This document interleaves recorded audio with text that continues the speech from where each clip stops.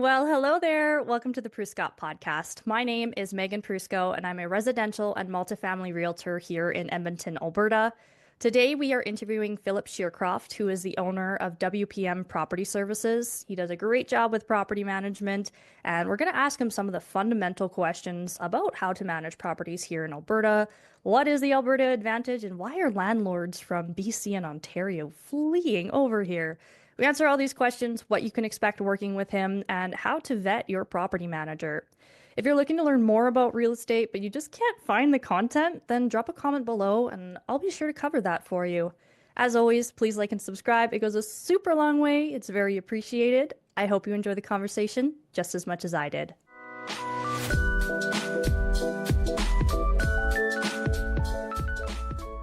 Welcome, Phillip, to the Pruskop Podcast. I'm so happy to have you here today. Thanks for having me. It's exciting. I think this is a long time in the making, so I'm glad to be here. Yeah, we met probably, a year or two ago? Like a long time ago at a networking event back when I was in my construction days. Yeah. And when I was a brand new realtor, we had a Zoom meeting just like this, and you were one of the first people that I had a meeting with. So I'm sitting in the exact same spot in my living room right now, a little bit later, and yeah, a lot has changed since then for both you and me, and it's kind of a surreal moment, to be honest. Time flies. We're going to be looking back in many years down the road, and it's just sort of, yeah, goes quickly when you're working hard and making good connections. And but it's nice. It's nice to slow down and do things like this. So it's Yeah, good. that's what's great about the podcast too, is it's like a video journal for me as well. So it's Yeah. Yeah. fulfilling in many ways. I like it. How long have you been in property management? I've been a director of WPM Property Services for 2 years now, so it is fairly new, but managing properties and overseeing assets is not, right? I think that's going on probably close to 15 years. I got started pretty young, and it's been a lot of lessons, a lot of tears, some blood in there, I'm sure, and it's been one hard lesson after another, including self-managing, getting other managers before I had a company, seeing them fail and seeing some things that they do well, but mostly the things that they don't do right. And it spurred this whole idea of maybe I should start my own management company along with my trusted business partners and directors and fellow licensees and take the reins, right? If I'm often managing the managers, it's makes sense to why don't we just be those people and know that it's going to be done right the first time. So yeah, it's been great. It doesn't feel like 2 years. It felt like it goes by very quick, just like meeting you and how fast forward we get to a point where we're like, wow, that many years has passed. Yeah, it's already been 2 years. It's crazy. It felt like it just started yesterday. Yeah, so you actually experienced yourself as an investor, a subpar property managers, and that's something I've heard a lot from new investors or experienced landlord is who can I trust for property management? Because they all charge around the same, but a lot of them are spread way too thin and they don't give attention to my property. So what am I paying them for if, they're not giving me adequate service? So what do you do differently to make sure your clients don't feel that way? You brought up such a big point and how we explain. So we don't sell ourselves, we just explain how we're different, and you can decide whether to work with us or not. Is we are definitely never I hate saying it, but the cheapest and get what you pay for. There's a good reason why you have Mm. management companies and managers all alike who are pulling out their hair and they're just extremely stressed. Why are they so stressed? Management isn't easy to begin with, but it makes it a lot more difficult when your workload is way too big. And that's often a result of not charging an adequate amount, right? There's a balance, right? We all know that we primarily work with investors, not every client, but mostly they're investors and they're using real estate as a way to improve their life, improve their wealth. That's a great way to diversify investing in general. So we often see it from their angle too. We see that there is a bottom line to this, and management is not free, it's a major expense. So we don't take it lightly. But in that same explanation, we also say we want to approach it with the mindset of us being able to do the job effectively.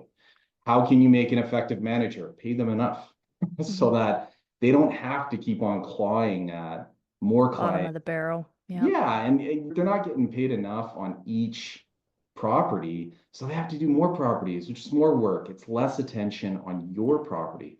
And that's often what the easy explanation is. Like, you can either have the least expensive person who's going to be covering double what I cover. That means half as much of their attention is on yours. Sort of some bad math there, but roughly they're going to have way less attention on your property. So when there's a problem, because that's when you see the deficiencies, is when there's a problem. If there's no real problems, you can get away with it. You can be a little bit cheeky with having a large portfolio being managed by one person. But as soon as there's a problem, or there's vacancies, or there's all types of issues that happen simultaneously, you're going to see that that's where the lack of foresight to plan appropriately, that's where it happens, right? And that's where we just say, we may not be the best fit for you. If you just want the bottom dollar, like, that's okay. There's someone out there for you. But for us, this is the fee, this is the charge, and it's very simple. It's not convoluted, but this is how much we need to pay our management team in order to give you the attention that I know you need. You don't need it every day, but when you need it perfect. And Yeah. that's going to help subsidize those costs for a long time. And that's where obviously my experience being an investor has come in huge. Because I know it's every penny counts sometimes. You push those pro formas around a little bit, and you just want to put yourself in a good position to win. But if you're taking money off of an expense, it's the wrong expense sometimes, it can end up costing you in another expense. So bad managers cost you way more than a good one. So you want to make sure that you're appropriately budgeting. So yeah, some of the insight that we've had. I sent you, we'll call him Bob. I had Bob, the client. I sent him to you, and Bob was a very nervous first-time investor. I was nervous. And Yeah. yeah, very nervous. Rightfully so. This is a huge investment. He's never done anything like this before. You and I live in this world every day, so we're like, ah, so what? But to him, he's, oh my God.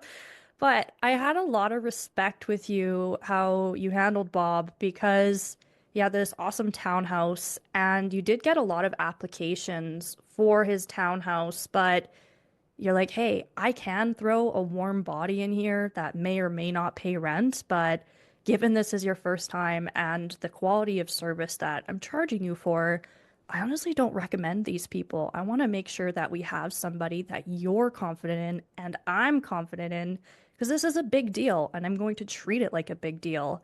And I was so thankful for you for that, because you absolutely could throw a warm body in there, get your money, dip out, and leave it to him.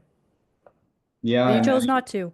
I get super nervous. Like when we're facilitating a tenant placement service that we have, it's one of the two services, but the tenant placement, I'm even more concerned because, and there's nothing wrong with self-management. To our dismay, we obviously want to manage it from start to finish for our clients, but if they feel that they have the time, they have the patience, the know-how, or just the willingness to manage themselves, that's great, no problem.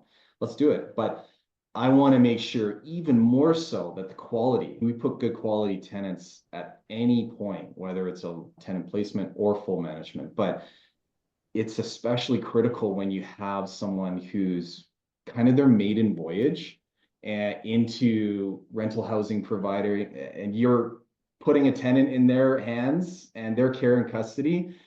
You just want to make sure it's just that much better to make sure that they have a great experience. And sometimes that's hard to explain that to clients when they're, hey, I want to get it rented fast. I get it. I know utilities, taxes, mortgage payments, it's just going out and nothing's coming in, and they start getting really worried. Part of that is the planning, is the expectation set in the beginning. And I know when we were talking with him, it's just, we're in the middle of winter, which if you guys are watching from abroad, Edmonton in the middle of winter is tough Rough. when it's minus 40 to get tenants to box everything up, unless it's by force, but by choice, sometimes hard, right? You have that gap, and we knew this, you knew this, I did too, and we And helped. typically, what kind of tenants are able to move in right away in the middle of winter? Not great. There's always a reason, like why do you need to be out on New Year's Eve? What's going on? Where was the planning on that? Sometimes it's legitimate, but most times it's, because of an undesirable situation. They're desperate, which everyone deserves a home for sure. But it's usually because they're running away or trying to leave a problem behind and sadly trying to make it your problem too. So we just have to be extra selective. So it took a little bit longer than I would love, but what I felt great about is that when we finally found that person, I showed him the reason how we got to this point so that, this won't be your last time ever having to endure some type of vacancy. It's part of the business. Yeah, he was so happy too. He told me that tenant paid him, I think, a day early from when his Yeah. rent was due. He's like, I hope he keeps that up. That's awesome. And I was like, oh, I'm so happy for you. Good. Yeah. It's Sometimes how I relate property management to clients is say, hey, your car is an investment that you made. Yeah, it won't go up in value, but it's an investment that you've made, and it's probably somewhere between anywhere from 20 to 60 grand. Would you give your car to a friend of yours for the weekend to have free reign of? Maybe, depending how close you are, but even then, you'd probably be like, oh, I don't know, that's my car, man. yeah. But with tenants, you are trusting hundreds of thousands of dollars investment to a complete rando, not just for the weekend, but for probably years. That's right. Yeah. Holy smokes. Vetting those people is going to be what makes or breaks the value of your property in the long run. Yeah. And I think the experience speaks very loudly when it comes to renting. And part of that is a little bit of education, a little bit of expectation. But for anyone who's really watching this right now and just trying to look to getting into it, maybe you want to self-manage. I want to learn, I want to understand, get used to saying no. Get used to saying no in a lot of situations. I'm not going to get into the personal side when it comes to running a business, which I encourage people to run rentals like a business, Yep. professional, standard operating procedures, right? There's 1, 2, 3 ABC. If you're going to treat it like a business, learn to say no to a lot of things, right? You don't like that tenant, just don't worry, just say no. Understand that you're going to run vacant or you're going to have some vacancy, you have a cost, it's budgeted, but the longer you take to carefully vet that tenant, there's easy data to show that the longer they're going to stay in place and how minimal an impact they're going to have on that actual that asset. So you don't want someone to come in there, and again, it could be totally unintentional.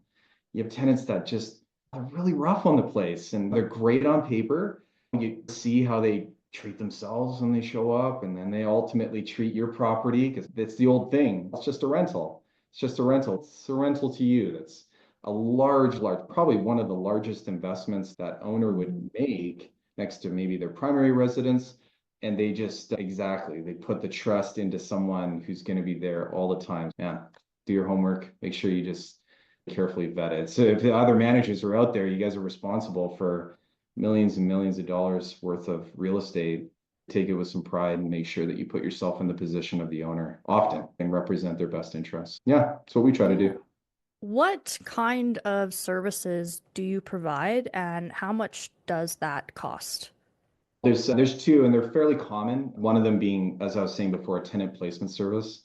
This is a lease up only service, tenant placement. You're effectively doing the work of putting a tenant in place and then passing that responsibility and that care and custody of that tenant to the owner or landlord or someone that they designate after that. It's a pretty involved process, and although we're not hard and fast, it's usually somewhere around $1,000 or a minimum of 75% of 1 month's rent.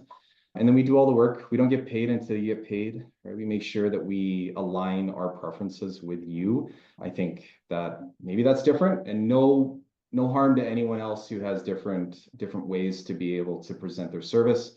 But we've just decided to really align ourselves with our clients as much as possible, financially, especially, so that we're working together on it. What The other, does oh, what sorry, go does ahead. all the work mean in tenant placement? What are you doing? Yeah, yeah. So we are marketing. Number one, we're marketing. And for anyone who's gone through it, this can be a very tireless process of constantly, you're a realtor, marketing. Facebook Marketplace, is this still available? We use several different channels of marketing. Facebook is one of them. I don't find the quality too high, but it's effective. But we market it and then we schedule and arrange viewings, right? So people to be able to come and see it. We get to see them. It could be months sometimes that we're actually doing showings on a weekly basis or several times during the week. And then we would then screen them, right? We'd screen that tenant, criminal and credit background check, employer references, you name it, right? So we're going to properly screen these people to make sure that they're not secretly hiding some criminal charge from another country or something like that. Not that should ever be the hard and fast rule, but generally it's going to expose more. You find a little strand, pull on it, it's going to reveal more, right? Bad credit, bad criminal history, maybe not a great person to having your very, very expensive asset.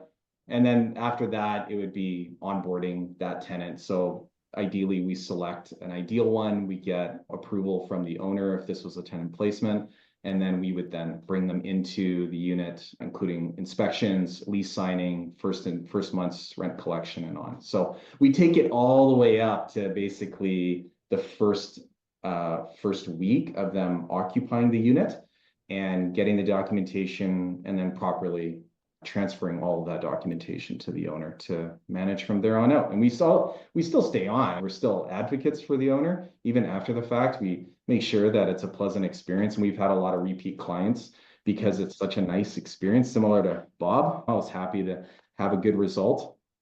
And it's nice. And it's a good way, of course, and at this time we're coming out of it, but as costs, sometimes uncontrollable costs increase. I know a lot of people, we have that discussion with us and how our cost is a little bit of a deterrent. That's okay. We try and work with you as much as possible, but that's a good way of subsidizing some of those increasing costs is maybe having a tenant placement and then where you self-manage.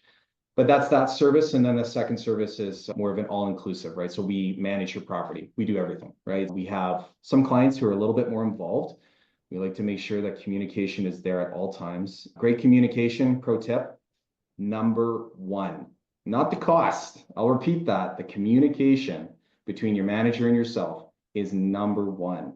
And then next to that could be a variety of different items. But I just find that when managers sometimes don't over communicate or don't give you sufficient communication, it's for a variety of reasons, but mainly it's gonna bring you into a place of liability. But that's where we do full management and we give regular updates. We provide documentation, admin, accounting, and then obviously we take care of the entire process. It's dissimilar. We still do all of that front end work, except when we're about to give the keys and the documentation over, we don't. And we just hold on to it and we secure it and we let you know that everything's great. Your new tenant is in there that we carefully selected and carefully approved.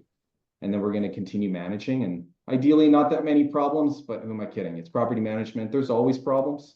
Yeah, that's your job that's why you get paid is because there are Problem problems. solver, number one problem solver. So that's all we're doing every day. It's not fires that we're putting out because that's bad. That's not a good thing to say around. But there's always problems or issues or things that we need to resolve, renewals. It's an ongoing process. So for clients that you do manage full time, what happens if the tenant texts you and say, "Oh, the hot water tank is leaking"? What do you do?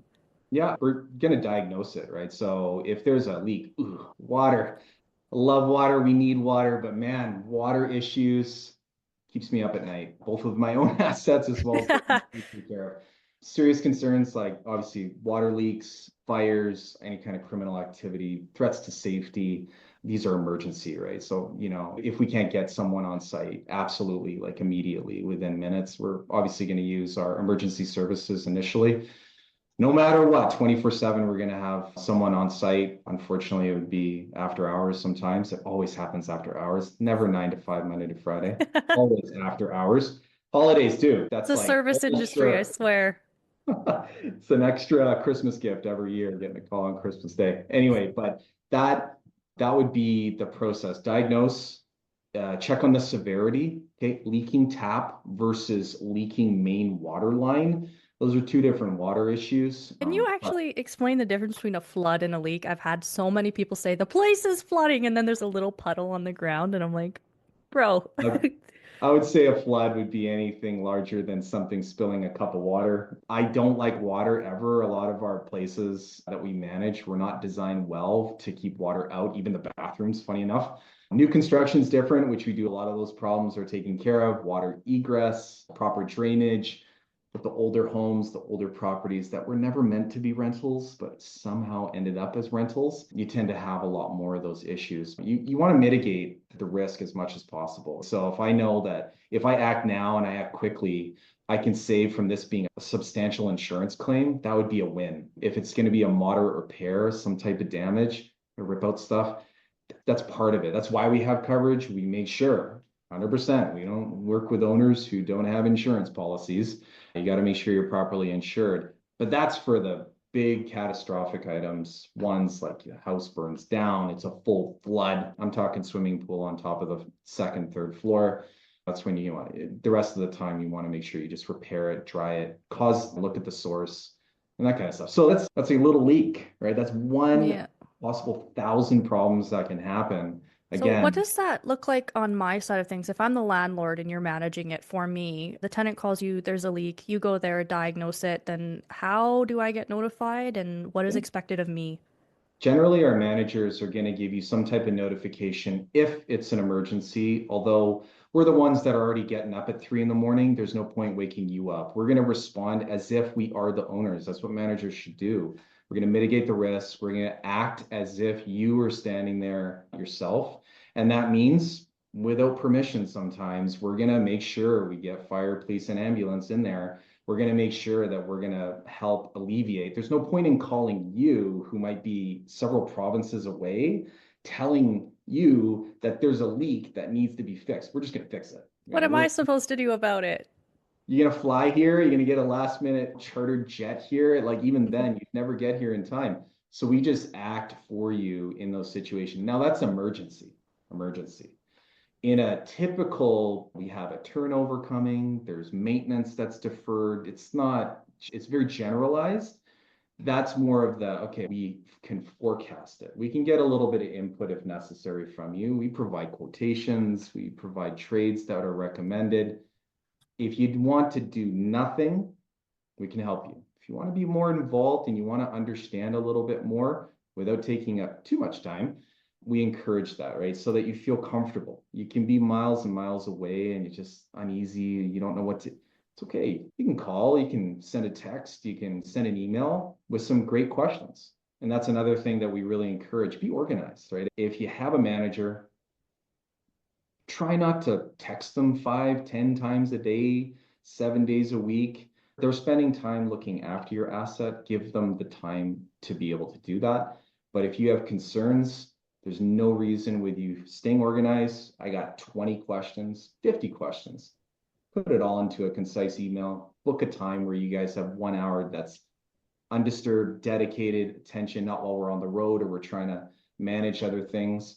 Again, at the crux of it, communication. That's what I was saying before, and I'll keep on saying it, is that it's so important for the client as well as the manager and the interaction between those two. Yeah, but I Yeah. mean, to answer your question, like finally, it's a long way around it, but you do nothing. You're going to wait for us to communicate to you probably the next day. And if it was urgent, if it's absolutely an emergency, if your place is on fire, we're probably going to send you a text at 3 in the morning. We're not going to expect any calls back and we're not going to expect you to do anything. But most likely we're going to just bring your attention to it urgently, but we're going to act in your place. So And that's, then let's say there is a leaky tap. So you would get a contractor out there or you would get a quote for that. And then are you letting me know how much that would cost? And then I would pay the contractor? How does that work? yeah, we have our preferred trades, right? So when we present ourselves as a vendor of choice, right? That's a common question that comes up with the Q&A. Someone's looking for manager. Hey, do you guys have trades? Do you have trusted trades? Absolutely. We got people that we use a lot. However, some people have their own trusted trades and their people that they like. I got my uncle, he's great, he does that. Okay, is your uncle an actual electrician or just someone who does it on the side and he's an accountant? Okay, like we have requirements because it's an insurance item. We want to make sure that people who are professionals are properly licensed, they're bonded. We want to avoid Chuck with a truck and we don't Yeah.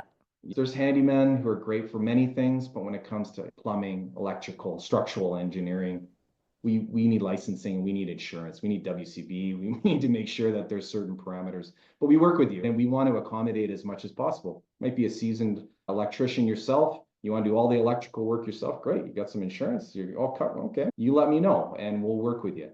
If you don't know anyone, you don't know anything, and you just want to toss the keys at us, we can do that too. And we're going to have our trades. We're going to present some quotes. When the scope of work's really big, we definitely go through the quoting process a little bit more formally than something like a light switch. Light switch, we have our trusted vendor. This is the cost for it. It's very typical, it's not unusual, and it's fairly routine. If it's outside of that, like a full renovation on a unit, a legalization of a basement suite, that's more on the project management side, that's outside of the scope of a typical manager. There's a cost associated with that. And then there's a formal process of getting quotes and so forth. So that's in your wheelhouse a little bit, Megan. Previously, it's more of that construction element.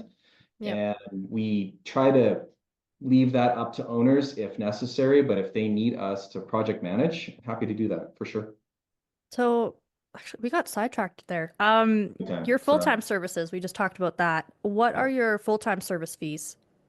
So we charge 12.5%, and that's on small residential. So that's typically any 4 units or less. As we get into multifamily, which you do, it's a completely different pricing. I'm not gonna, for the purposes of today, I'm not really gonna talk about it. You can definitely reach out and we can inquire. But small residential, so 1 door, single family, that would be 12.5% of gross rents collected. So what does that mean? It's effectively a payment that we get off of the rents that we collect for you. The good thing about us is we don't collect any fees if we don't collect rent. There's people out there who do minimums. Well, minimum for their time. They have to show it. They have to vet people, but they're not getting any good tenants. And there's a minimum amount that they collect, which is fine. That's how they do it. We don't. We've always been in that alignment with the owners of we don't collect anything. Now, 12.5%, I don't really love using the percentages all the time. In this market, it's a small difference, whether you're at 10 or 12 or 13 or whatever. It's a fairly small dollar amount, but we're 12.5. And that's goes back to the very beginning. What makes a good manager? It makes a good manager so that they're paid adequately, so that they don't have to take on more unnecessary clients, which ultimately determines the outcome of how well they're managing your property. So best value does not mean cheapest.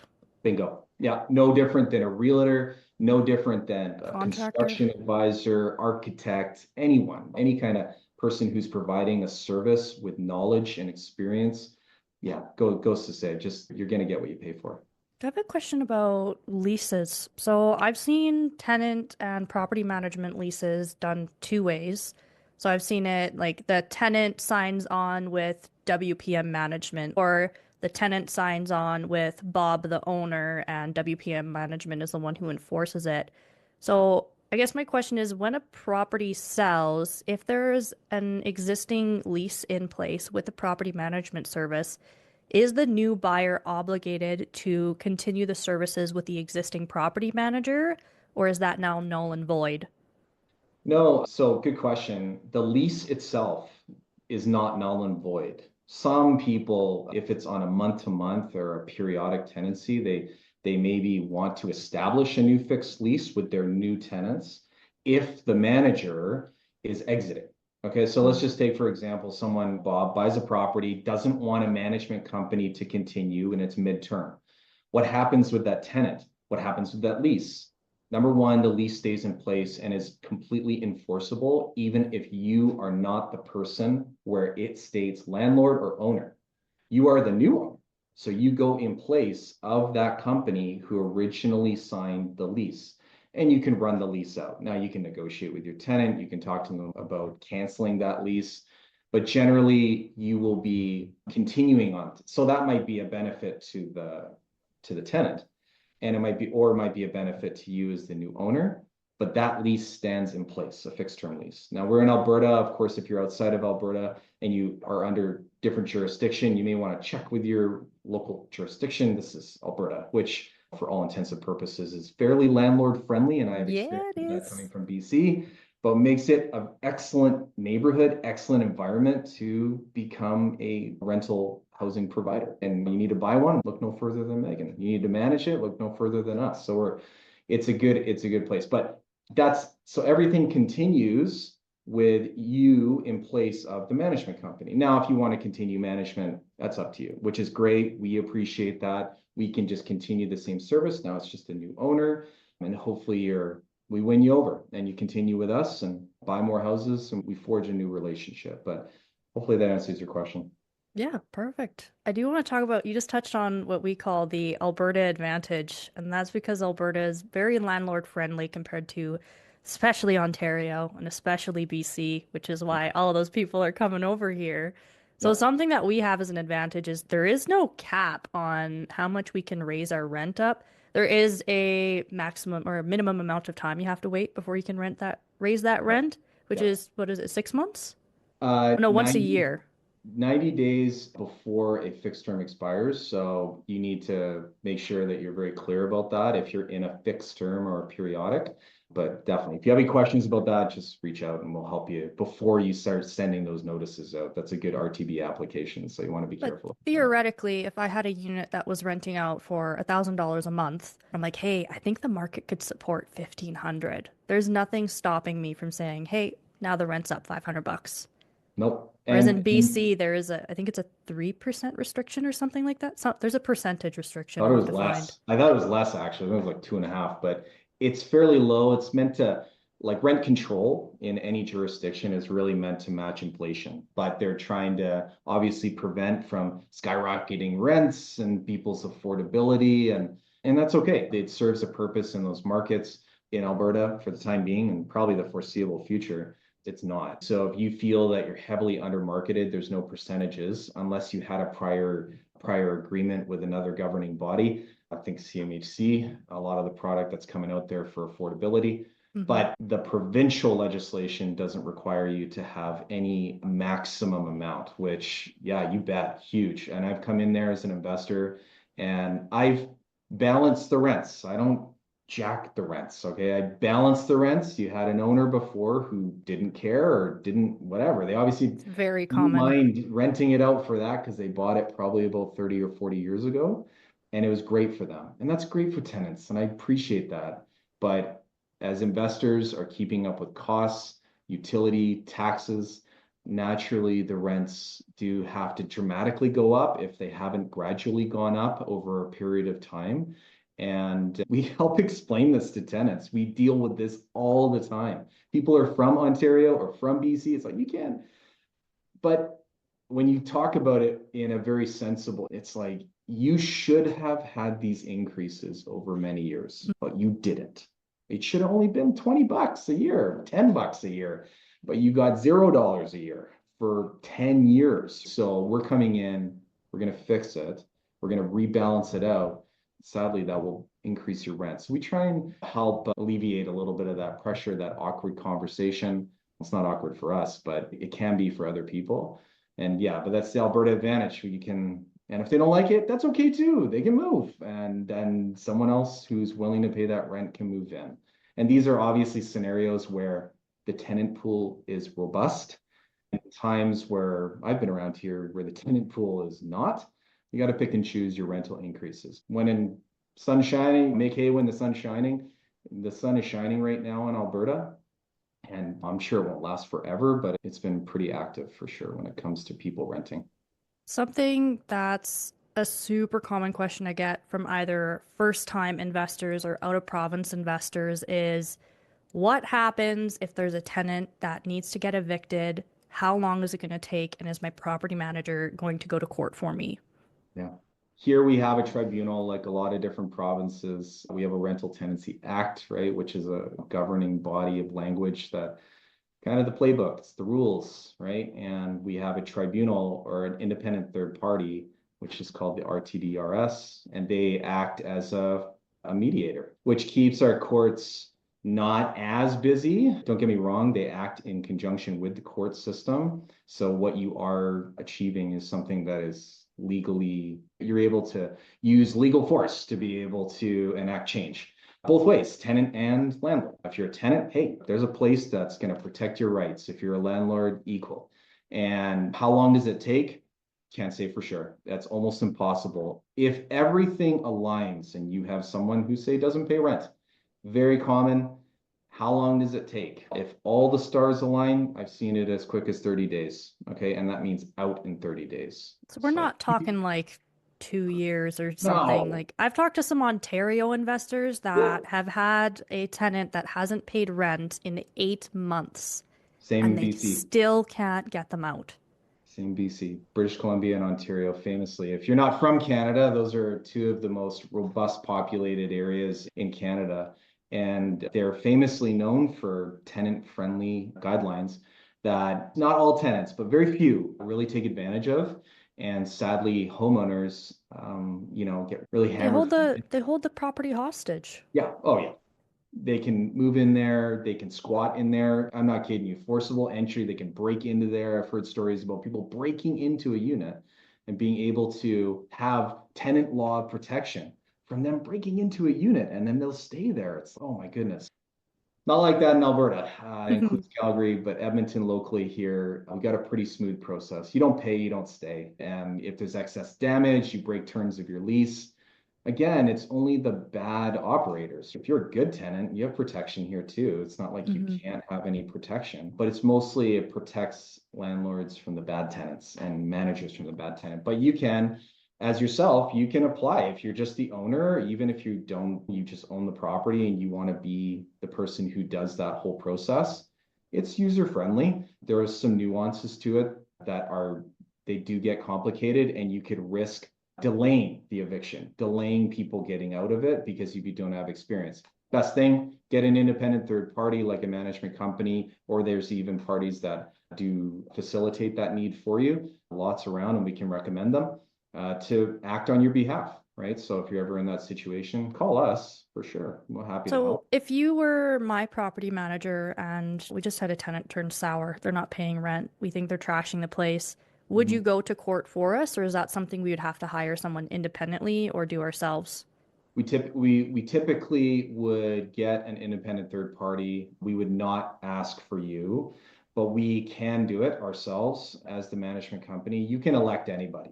That's the thing is you can elect anybody to be your advocate, but some of the time spent is obviously going to be paid for service.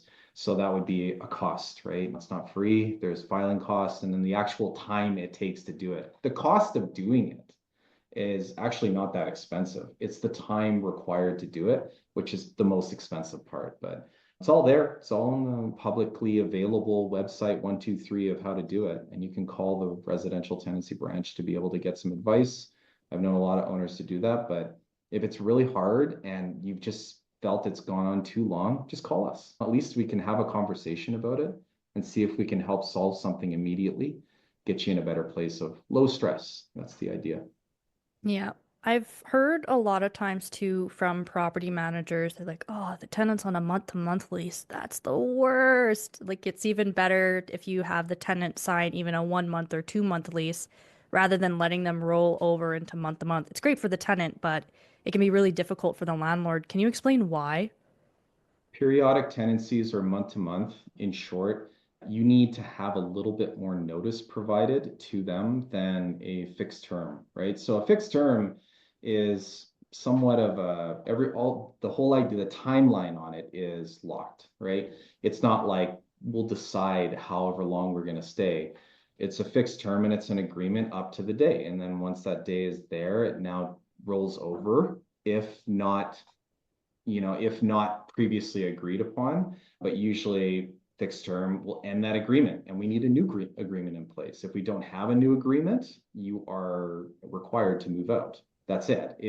Sometimes if that's how your lease is written, but I've seen Yeah. so And many if the lease isn't leases. written right, we don't have a standard lease here in Alberta. I know, like, I'm formerly from BC. They have this nice template that's available. Maybe we're getting there, but in Alberta, it's up to you or your manager to design that lease so that the wording is exact and it's very clear. again, there's professionals and then there's the DIYers. There's Yeah. differences. Get a good I've lease. actually noticed that in your contracts because one of my clients actually bought one of the properties that you were running. And when I looked at the lease, it explicitly says like something along the lines of, as of this date, the tenants have no right to live here. They have to leave if notice Right. has not been given that they're staying. Yep. But like probably 85% of leases I see, it just says like if the tenants choose to stay, then it'll automatically go into a month-to-month lease. And that's Oh, just like, oh, yeah. you have no control or you have very little control as a landlord in that case. It's easily remedied. Like we can remedy those situations, taking over an entire building. And I mean, the entire building is on month to month. I really don't know why, but lack of oversight, whatever, laziness, but it can be remedied. It just takes a little bit longer and you just get people onto fixed term slowly. But ideally, fixed term is your best bet for sure. Yeah, something I mentioned to clients as well on why it's so important to have a vetted property manager and checking their references as well is you can have a gorgeous property in a beautiful area, great tenant profile surrounding. You have then you have a crappy property manager that doesn't check in on the tenants, doesn't vet them properly, doesn't look at the property, doesn't respond to maintenance requests, and your gem that you did such a great job finding the location, finding that property, it just starts to collapse. That's right. But on the flip side, you can have a crappy property, but if you get a good property manager who's getting good tenants, does check in with them, make sure any maintenance requests are taken care of, that can turn into a gem. Absolutely. Yeah. It really, yeah, good manager, bad manager, they can take your property in the complete opposite direction as a rule of thumb. That's why it's really good not to, I love our Google reviews and I love that stuff, but don't trust the Google reviews all the time. Okay. Just pro tip, when you get a recommendation on a restaurant, we love the reviews online, but generally we're going to hold it to a higher regard. If, say, a friend of yours ate there and had a great experience, it's going to hold a lot higher value than just seeing something online. Don't get me wrong, a lot of those are legit, but get a personal experience from someone else who's used this company, ours or others. And if they feel they've done a good job, because you're right, it's the span of time. You could start out really good and then it could end up poorly after years of managing and it erodes. And it's the upkeep, right? Much like how you upkeep your house, you have to upkeep the relationship with your manager and make sure that's going in the right direction. So Yeah, that's something that I tell my buyers that I'm working with. I'm like, absolutely, location is very important. I can't argue on that. But in the long run, what's going to make or break your property is having the right management in place. Whether you're always, doing that yourself or hiring out, that's a much bigger thing than specifically the location in the long yeah, run. yeah, Yeah. absolutely. Because you can take a really, and we manage in some kind of rough areas, Could right? I you mean, give me some neighborhoods of what you qualify as a not rough rough area. area? I hate to say anything's rough. I've owned all over the Edmonton specific, right? If you're See, along the Fort Road area or Alberta yeah, Avenue, I guess is more of these famous streets that are sadly associated with rougher Stony neighborhoods. Plain Road, Stony Plain Road, right? But even 118th Stony Plain's Ave. going on. But we manage in all of those, just Mhm. so you know. Maybe not exactly in that pinpoint location, but very close blocks away. And there's a considerable difference. But if you're managing effectively, those neighborhoods aren't so intimidating. They often offer a little bit better price point, but Yeah. it's really the manager is going to come down to whether it's going to be a success or not. Don't get me wrong. Focus on great areas, but if there's an opportunity in sort of these stereotypical rough areas, don't ignore it completely. Just find out what's the reasoning. Get my advice. Call us, phone calls and emails. Just initially, when you're doing your property assessment, realtor is obviously going to be one of those people who's going to ask for that. And we can give you the assessment. Maybe we manage a property right on that block, right on your street. Maybe it's your neighbor, and we'll be able to give you some real-time advice and just give you Yeah. a sure. And we talked about those being like rough areas, but those can be exactly what you're looking for as an investor. Oh, If your one and only priority is cash flow, you're going to be buying on Boyle Street, baby. That is where you're yeah. going to be making money. Oh, boy. Yeah, and Yeah. that's where the opportunities lie is where everyone else doesn't want to go is there's a ton. Don't get me wrong, do your due diligence. Don't buy something that there's I don't know, an environmental hazard around it or something that you couldn't possibly change. But usually these are great areas. There's respectable people. There's great tenants in those areas, hardworking, People just like you and me. just like you and me. And it just Mm-hmm. because you had a conversation with someone who's been here for 30 or 40 years who remember the transition of that place and they have a stigma, don't take it as the only truth, right? It's just one opinion. Get many different opinions. Managers as well. Talk to a few managers, see what they say, and make up your own mind, right? Yeah. One last question that I had for you is you've obviously worked with a range of different landlords, and you touched on deferred maintenance or like when there's tenant turnover.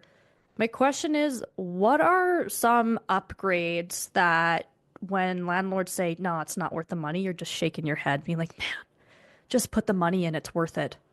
Yeah, the easiest one, and it's always shocking why there's so much resistance, is paint.